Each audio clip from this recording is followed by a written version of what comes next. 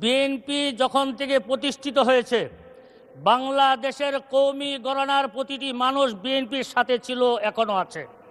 কিন্তু বিগত সময়ে কওমি গণনার কোনো মানুষদের নিয়ে কোনো বরাদ্দের কথা কখনো আসে নাই। এই বছর আমরা ভেবেছিলাম যে এই বছর যেহেতু বিএনপি ইসলামপন্থী দল, ইসলামে মূল্যবোধে বিশ্বাসী, তারা যেমন নৃগোষ্ঠীকে তারা অর্থনীতির বরাদ্দের মধ্যে এনেছে, কওমি অঙ্গনকেও তার বরাদ্দের মধ্যে আনবে। কিন্তু অত্যন্ত দুঃখের বিষয়, কওমি গণনার আলেম উলামা এবং সেই সমাজের মানুষগুলোকে তারা কোন গ্রহের মানুষ মনে করে, এটা আমার বুঝে আসে না মাননীয় স্পিকার। এই জন্য আমি অর্থমন্ত্রীর কাছে সবিনয় অনুরোধ করব যে কওমি গণনার আলেম উলামা ছাত্রদেরকেও আপনাদের এই অর্থ মন্ত্রণালয়ের একটা বাজেট দিয়ে তাদেরকে আপনাদের এই দেশ উন্নয়নের কাজে তাদেরকে কাজে লাগানোর ব্যবস্থা করা হোক। মাননীয় স্পিকার, এই সংসদ সদস্যদের সামনে আমি আপনাকে অনেক ভালোবাসি এটি জানিয়ে দিলাম। মাননীয় স্পিকার, অসংখ্য ধন্যবাদ। আমাদের শিক্ষামন্ত্রী আহসানুল হক মিলন সাহেব, আমাদের অর্থমন্ত্রী হৃষ্টপুষ্ট এবং হ্যান্ডসাম একটা বাজেট ঘোষণা করেছেন। আমি মনে করি বাজেটটা সর্বদিক থেকে ভালো না হলেও মোটামুটি তুলনামূলক ভালো। এরপরে এখানে আরেকটা 2 আসন থেকে নির্বাচিত মাননীয় সদস্য জনাব মোহাম্মদ উল্লাহ, আপনার সময় 5 মিনিট। ধন্যবাদ আপনাকে। আসসালামু আলাইকুম ওয়া রাহমাতুল্লাহি ওয়া বারাকাতুহু। মাননীয় স্পিকার, আপনাকে অসংখ্য ধন্যবাদ। এই সংসদ সদস্যদের সামনে আমি আপনাকে অনেক ভালোবাসি এটি জানিয়ে দিলাম। মাননীয় স্পিকার, অসংখ্য ধন্যবাদ। আমাদের শিক্ষামন্ত্রী আহসানুল হক মিলন সাহেব ময়মনসিংহে একটা প্রোগ্রামে গিয়েছিলেন। উনি অসংখ্য মানুষের সামনে ওনার আসনে আমাকে বসিয়ে আমাকে মাননীয় শিক্ষামন্ত্রী বলে সম্বোধন করে আমাকে সম্মানিত করেছিলেন। আপনার মাধ্যমে তাকেও আমি ধন্যবাদ জানাই। মাননীয় স্পিকার, আমার দল বাংলাদেশ খেলাফত মজলিস এর আমির আল্লামা মামুনুল হক সাহেব জোর করে আমাকে ইলেকশনে নামিয়েছিলেন, যে কারণে জনগণ আমাকে ভোট দিয়ে সংসদে পাঠিয়েছেন। আল্লামা মামুনুল হক সাহেবকে আমি ধন্যবাদ জানাই ফুলপুর তারাকান্দার মানুষগুলোকে, যারা তাদের দুঃখ কষ্ট এবং মনের কথাগুলো সংসদে বলার জন্য আমাকে সংসদে পাঠিয়েছেন, তাদেরকে ধন্যবাদ জানাই। মাননীয় স্পিকার, এই বঙ্গর অর্থনীতিতে আমাদের অর্থমন্ত্রী হৃষ্টপুষ্ট এবং হ্যান্ডসাম একটা বাজেট ঘোষণা করেছেন। আমি মনে করি বাজেটটা সর্বদিক থেকে ভালো না হলেও মোটামুটি তুলনামূলক ভালো। এরপরে এখানে আরেকটা এরকম বাজেট এই সংসদে অসংখ্য হয়েছে। বাজেটটা বাস্তবায়ন আমাদের স্থানীয়ভাবে বাস্তবায়ন হয় না। আমি এই বছর আশা করি, যেহেতু আমরা বঙ্গর অর্থনীতির উপর দাঁড়িয়ে আছি, আমরা 300-350 এমপি মন্ত্রী এখানে আছি, আমরা যদি হাদিস আল্লাহ রাসূল বলেছেন খায়রুন নাস মাইয়ানফাউন নাস, যে মানুষের কল্যাণ করে সে সবচেয়ে উত্তম ব্যক্তি, আর সংসদ সদস্যরা সবচেয়ে বেশি কল্যাণ করার সুযোগ থাকে। আমি মাননীয় স্পিকার, আপনার আসন নিয়েও কিছু কথা আমি বলবো, যে কারণে আপনার পক্ষ থেকে আমাকে একটু সময় দিবেন। আর আমার মাননীয় বিরোধী দলের চিফ হুইপ আমাকে বলেছেন সময়ের পরে 2 মিনিট উনি বাড়াবেন, তাহলে দুইজন যদি 2 মিনিট করে বাড়ান 4 মিনিট সময় আমি পাবো ইনশাআল্লাহ।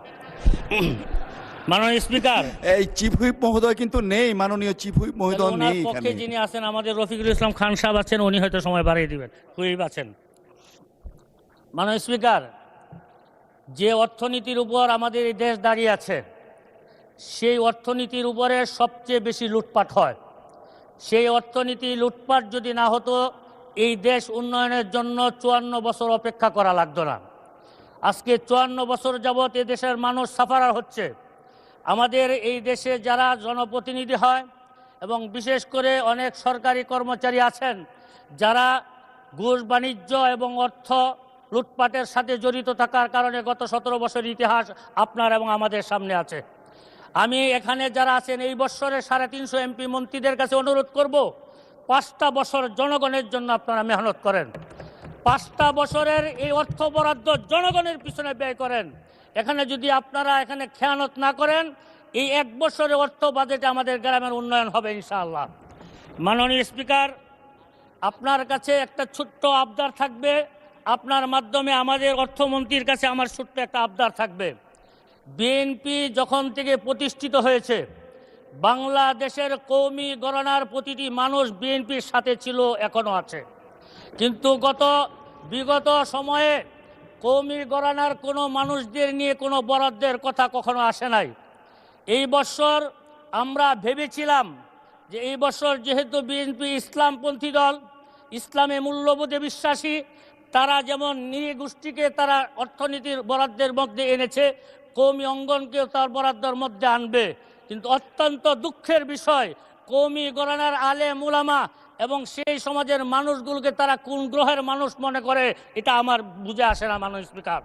এই জন্য আমি অর্থমন্ত্রীর কাছে সবিনয় অনুরোধ করব যে কওমি গণনার আলেম উলামা ছাত্রদেরকেও আপনাদের এই অর্থ মন্ত্রণালয়ের একটা বাজেট দিয়ে তাদেরকে আপনাদের এই দেশ উন্নয়নের কাজে তাদেরকে কাজে লাগানোর ব্যবস্থা করা হোক। মাননীয় স্পিকার, আপনি যে অঞ্চলের এমপি, আমি আপনার কাছাকাছি এমপি। আপনার এলাকায় যত সমস্যা, সেই সমস্যা আমার এলাকাও। লক্ষ লক্ষ মানুষের শুধু একটাই ফোন আসে, এই বৃষ্টির দিন মানুষ কোথাও চলাচল করতে পারে না।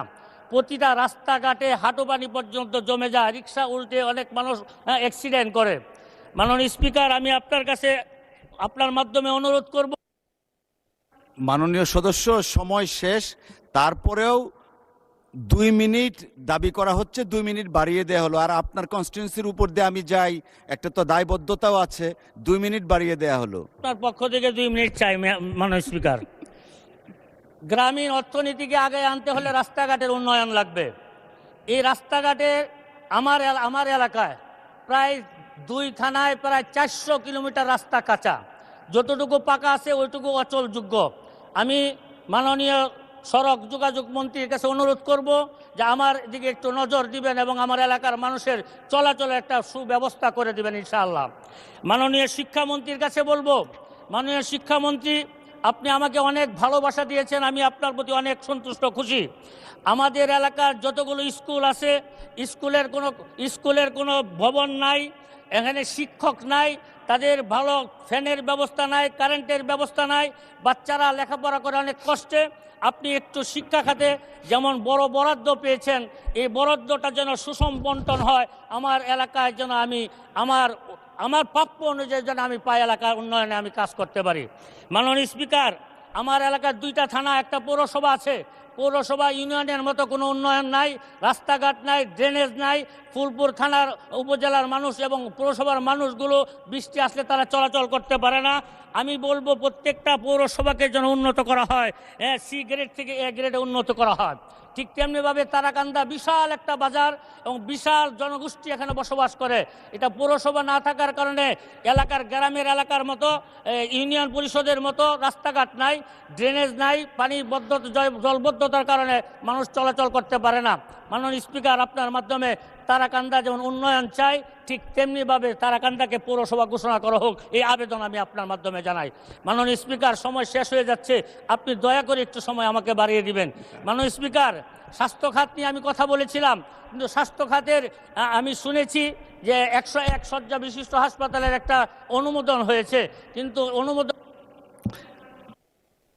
ডান দিক থেকেও চাচ্ছেন, আপনার জন্য 1 মিনিট।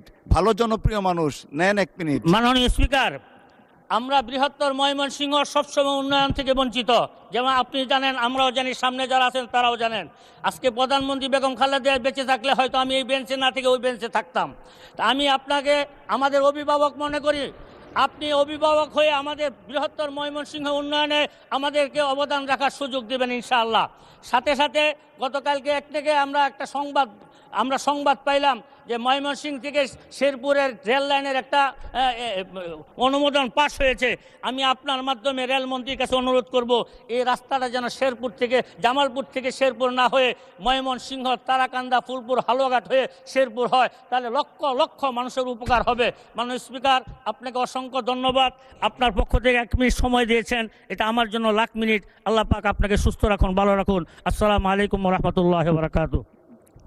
অসংখ্য ধন্যবাদ মাননীয় সদস্য।